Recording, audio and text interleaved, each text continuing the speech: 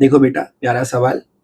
मैं क्या कह रहा हूँ कि सवाल ये कह रहा है कि अगर आप एक स्फेयर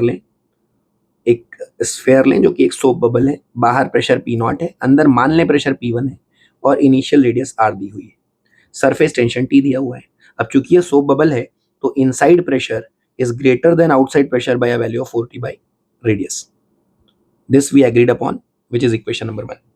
अब दूसरी इक्वेशन में क्या कह रहा है, या दूसरे कंडीशन में क्या कह रहा है कि अगर मैं इस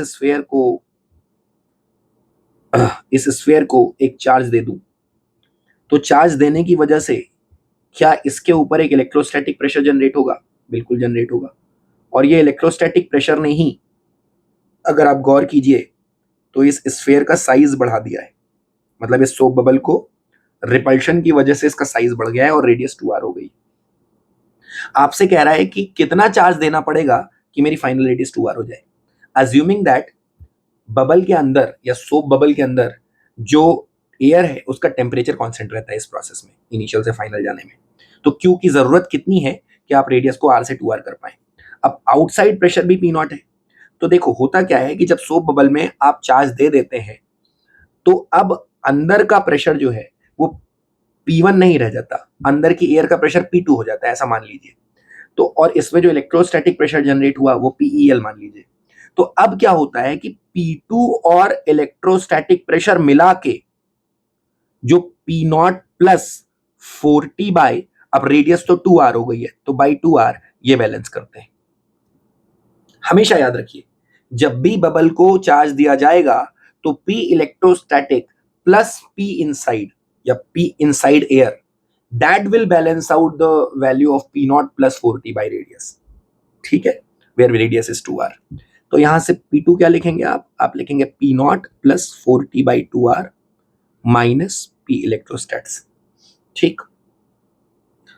अब देखिए ध्यान से कि अगर आपने P2 को ये रख दिया तो अब अंदर की एयर जो है उसका प्रेशर पहले P1 था, वॉल्यूम मान लीजिए V1 था, बाद में उसका प्रेशर P2 था, वॉल्यूम मान लीजिए V2 था।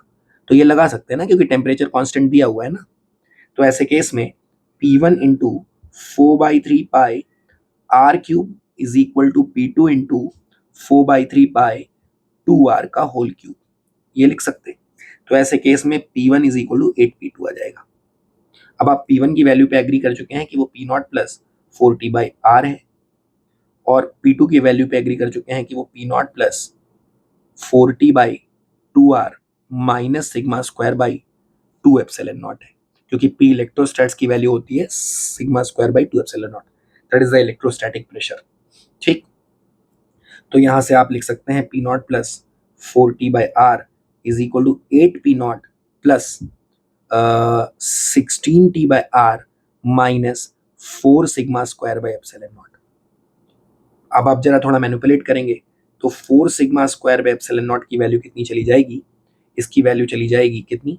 7P0 plus 16T by R minus 4T by R, that becomes 12T by R। Yes. अब आप इसको सॉल्व करेंगे तो क्यों निकल आएगा? तो 4 इंटू सिग्मा, अब देखो सिग्मा जो है वो फाइनल स्फेयर की चार्ज डेंसिटी है, मतलब फाइनल पोजीशन में चार्ज डेंसिटी है, क्योंकि फाइनल पोजीशन में आपने P2 और P इलेक्ट्रोस्टैट्स को मिला के P0 plus 4T by 2R के बराबर किया है। तो फाइनल स्फेयर में चार्ज डेंसिटी कितनी होगी?